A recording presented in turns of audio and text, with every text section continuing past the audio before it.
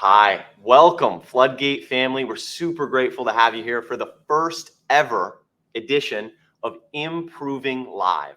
I'm Danny Syring. I'm Gregory, and great to be here live with you in sunny Tampa, Florida. FloodGate Medical's mission statement is to improve lives by uniting great people with great companies.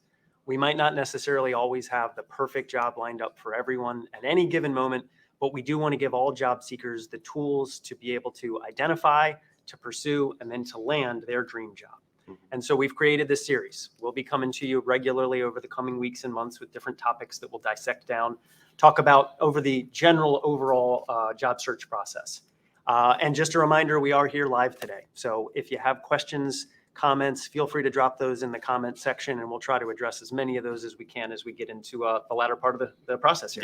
Yeah, and super grateful for you to have me here on this edition. We're going to go over, a lot of people, and we were going back and forth, right? Where do we start? What's kind of that first, hey, you've taken a step back, either unfortunately you were laid off or let go, or you're like, hey, I'm looking to further my career. Maybe you're just trying to break into med device, right? But you're starting that job search. Where do you start? I mean, a lot of people think it's building out a resume or, talking to referrals or brushing up on your interview process or working on offer negotiation. But before any of that, starts simply with building your personal brand. And it's something that might sound obvious. And a few of the things I think we're going to go through here are like, oh yeah, I know that. But it's sort of making sure you know that and making sure you're intentional about all the things that we're going to talk about so that you're ultimately putting yourself in the best place to land that opportunity that you're looking for. Lots and lots of steps to an interview process. And so, like you said, where we're going to start today is your brand.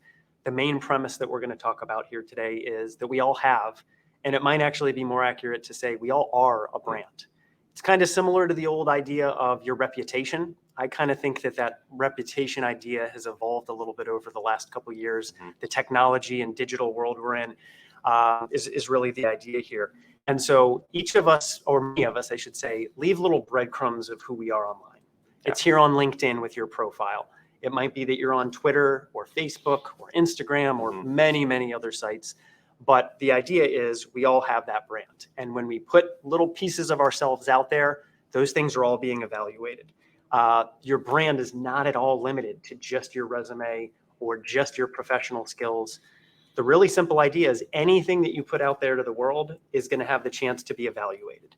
So you really need to understand that and be aware of how you're perceived and what you're putting out there, not just in the interview, but again, that idea of having a brand leading up.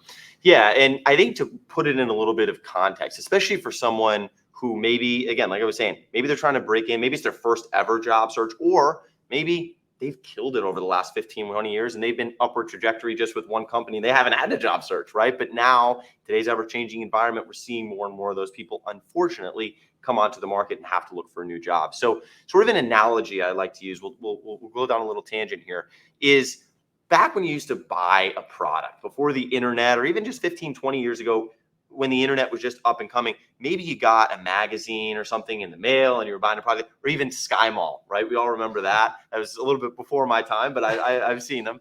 And you'd open it up, you'd page through, you're on a flight, you see, hey, my toaster just broke. I need a toaster, right? And I see one in there.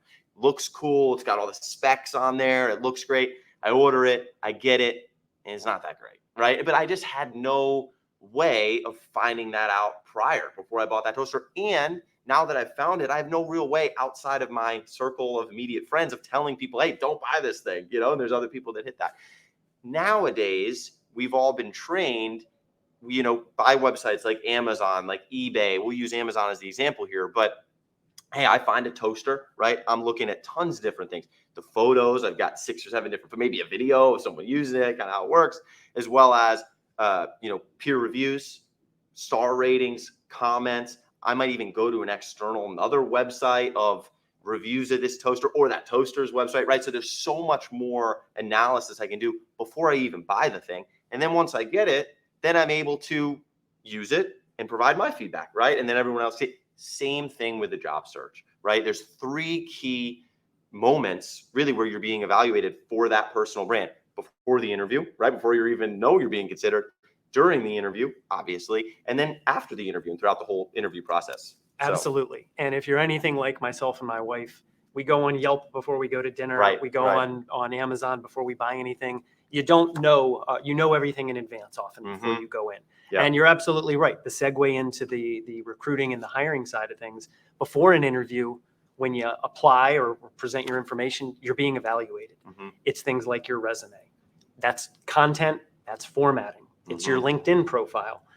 Little things, but important ones. What's your email address? Mhm. And then in today's world, it does veer to beyond the just professional. All these other sites that people might be a part of and have their profile, those can be evaluated. Mhm. So that reality is, if something exists about you, just like we're buying a toaster, they're going to evaluate a whole bunch of data points and determine if you might be of interest.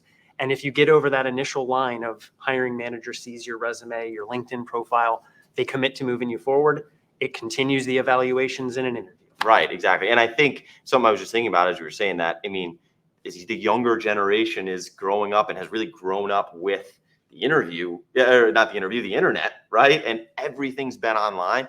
It's sort of those little things that you don't think of. I mean, it's obvious, right? It's all these things are obvious, but what do you think before we get into in the interview, a good way, is it Googling themselves? How does someone maybe check, I think hey, what that's does it look like? absolutely, that's a good starting point. You need to be aware of how you're being perceived, and starting with what can people find about you. Mhm. Certainly, neither of us have interest in telling people how to operate their social media Right. presence. That's not at all the topic today. But it really is the idea that if it's out there, it can be evaluated. Mhm. And a good way is know what it is that people might be looking at. Google yourself, look at it, make sure that what you put out there is what you want it to be. Consistent ideas of who you are. You do have some control over these things, whether you clean up some of them if you Yeah. choose to, you restrict access if you choose to, Yeah. and you don't need to do any of that. But again, knowing what it is that you're being evaluated on is very important as a part of this idea of brand. Definitely. And I'm going to jump into in the interview, but FloodGate family, just wanted to loop you guys in. Any questions, comments, anything else? We are live here, so that you want us to answer during this. I think it's over on the right side. Drop a comment. We're more than happy to address those here. It's on that side. Coming up as we move through. But now you touched on before the interview, right? And that could be before the phone interview, before you even heard back from a recruiter or heard back from the company. That's all Any being type of evaluated, interview, right? yep. Now you've gotten the interview, right? And you probably do all this prep work on how do I answer those questions and how do I put myself in the right situation and ask the right questions. And we're going to get to that, right? We will have a separate topic on interviewing specifically, but right. So, but as you're leading up to and getting into the interview, you're still building that personal brand. And now more than ever it is going to be in the interview process, right? And so if it's a phone interview, right? Are you waiting till the last ring to answer? Or are you there promptly answering it right away? That's building that brand. Video interview. Are you logged on, making sure your computer's working, everything's up and running so there's no technical issues and you can dive right into the interview? And then of course in person, right? How's your demeanor? Did you get there early? Are you sitting with a nice posture? Are you walking in? Are you giving eye contact? Exactly. Energy, showing genuine interest for the person you're talking to in the opportunity you're talking about, rather than just letting them drive the interview. All these things outside of the actual content that you're talking about are building your personal brand during the interview. Are you closing at the end, right? And then afterwards, I think it's super important. It's something that's really overlooked, is once you send that follow-up, are you easy to get a hold of? Are you easy to deal with in scheduling, coming interviews after that, right? I mean, we see that all the time. And all of these steps are critically important to do each one. Each one is its own, relatively simple, but you've got to do them all and in a timely capacity. And what we're talking about here and have been a lot of evaluations. And of course, it's a two-way street. But I think the simple idea is that you want to get people to the hiring manager to trust you. It's an idea that I mention a lot when I talk to hiring managers or to candidates. I call it speed to trust. Pretty simple idea. How quickly can you get someone to trust who you are? Are the behaviors that you're showing, is your resume consistent with your LinkedIn and consistent with the attributes and skills and things that you showcase? You really want to be able to show these speed to trust ideas. So with that, you need to be consistent. You need to put it out there and know in advance what you want to accomplish when you're going into these. Yeah, I think consistency is huge too. I mean, through the interview process, you might be talking to 4 or 5 different people, but if you're giving different stories or things that aren't necessarily consistent across the board, believe it or not, they talk, right? And one might say, oh, he told me this. And the other one's like, wait, he told me this. wait, he told me Well, this. and the reciprocal is true. The candidates want to see that the company is consistent in how they treat Exactly. people and what they do and their mission and vision and all those things. But consistency is a very big idea of what you want to showcase over interviews. Yeah, and you mentioned speed to trust. I mean, we hear it all the time. This probably isn't groundbreaking, but first impressions are huge, right? And as you're getting into that interview, there's some general format of, if it's in person, we meet, we shake hands, we exchange pleasantries, we talk about the weather, the traffic, whatever it is. But now we're diving into the interview, right? And now is when that evaluation really starts, and you have that first 2-3 minutes to set yourself either apart or to set yourself in that bucket of the manager's looking for ways to end this interview early, right? So having an answer prepared for those general sort of questions of, tell me about yourself, or why are you a good fit for this role? It's both the easiest question and probably one of the hardest things to answer. And a lot of it, again, going back to this brand, is having a very strong professional introduction, because almost every interaction in an interview is going to start with some version of the tell me about yourself, loose overview introduction. You've got to nail it. You need to know your value and what you bring to the table, but knowing it isn't enough. You, of course, need to verbalize this. It should be a practiced thing where you know what you're bringing to the table and you're able to kind of show a succinct intro, probably no more than 2 to 3 minutes on the front end, because you want to keep them engaged. I think it's always smart to showcase what are my competencies specific to this role. Right. Just a tease. You're going to get into the greater details as you go, but just enough to really grab their attention, whet their appetite a little bit. And then I think another really critical piece is your why. Some people have a really compelling why.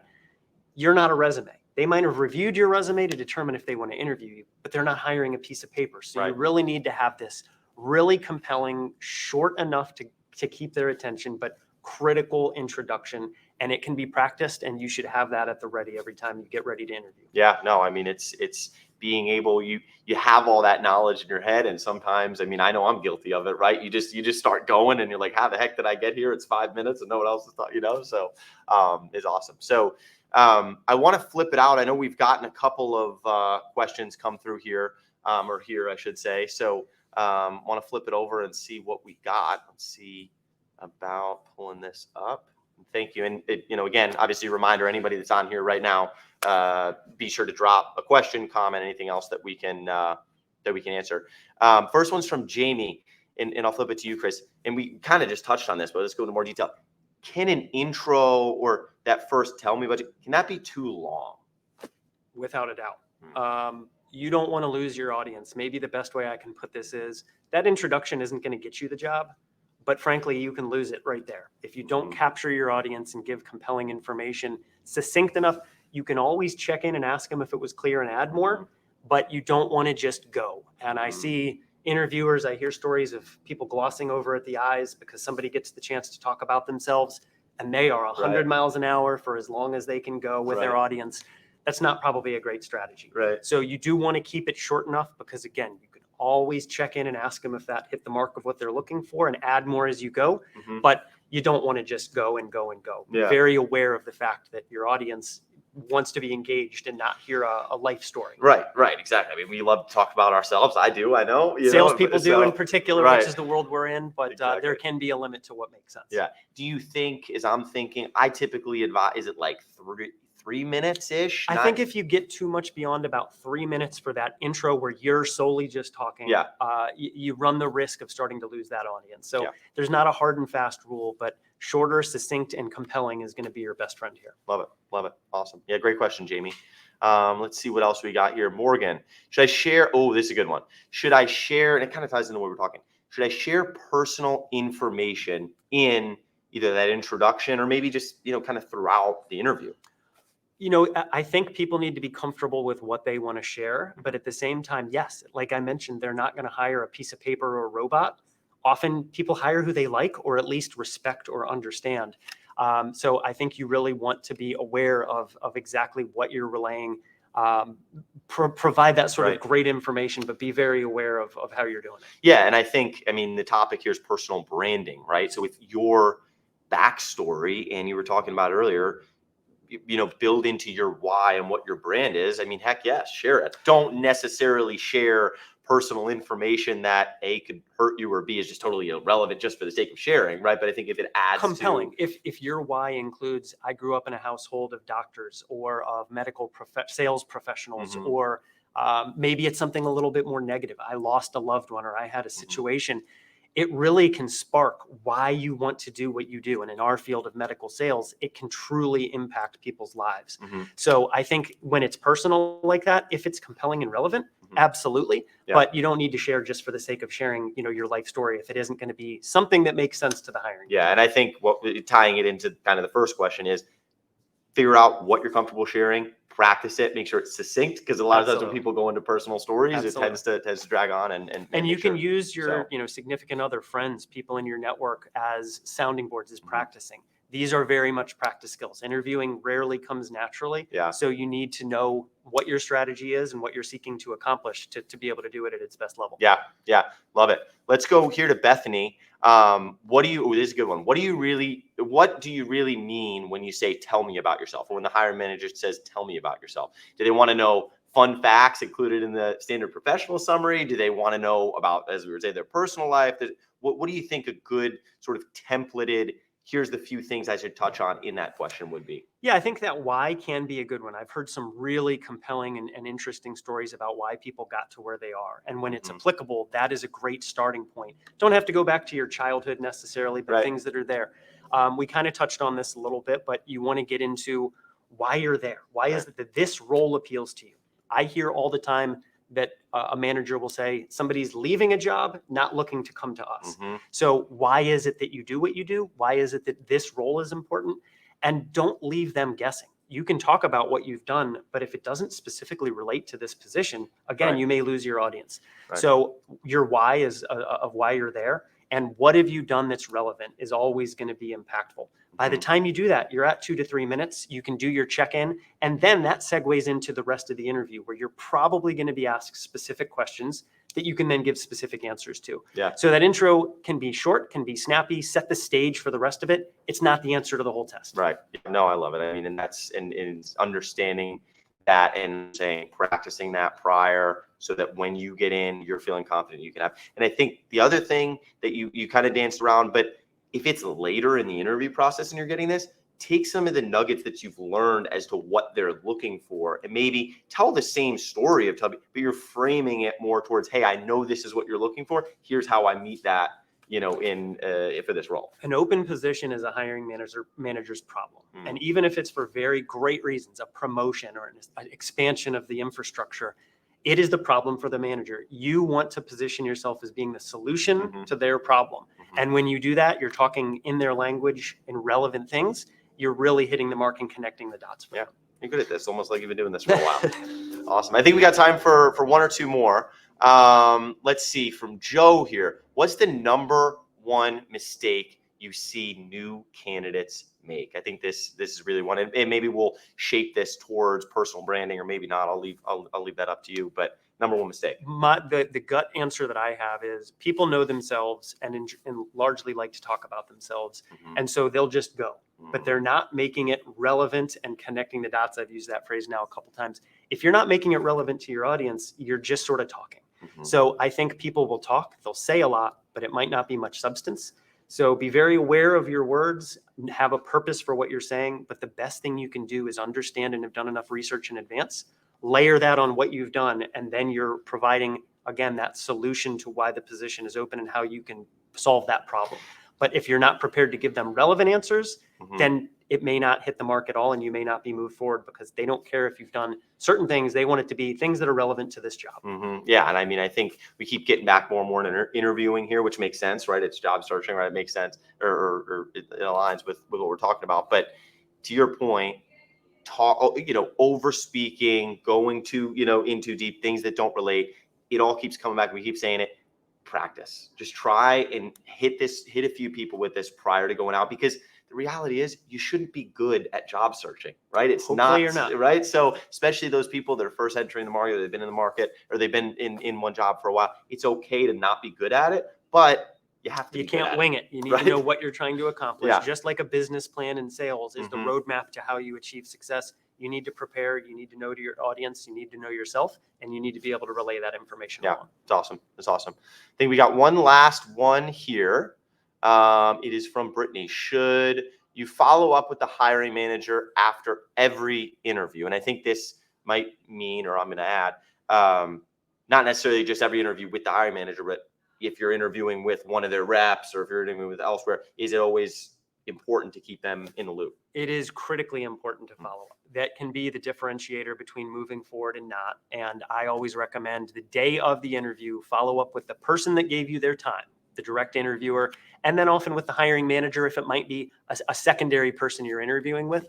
You do want to follow up every single time. It goes back to that idea of consistency in behaviors, showing them that you're interested. Don't leave them guessing. That's about the worst thing that you can do, is assume or not say exactly what it is that you want and go after it. You can't control the outcomes, but you can control your effort and the way you answer things and go after it. And following up is critically important to letting them know where you are and letting them know that you're a professional.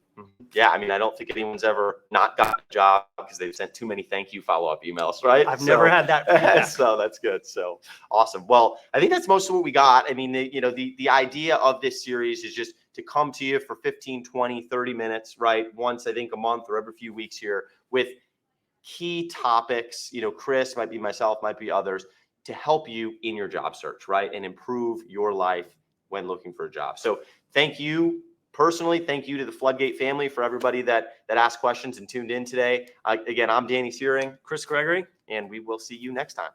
Thanks.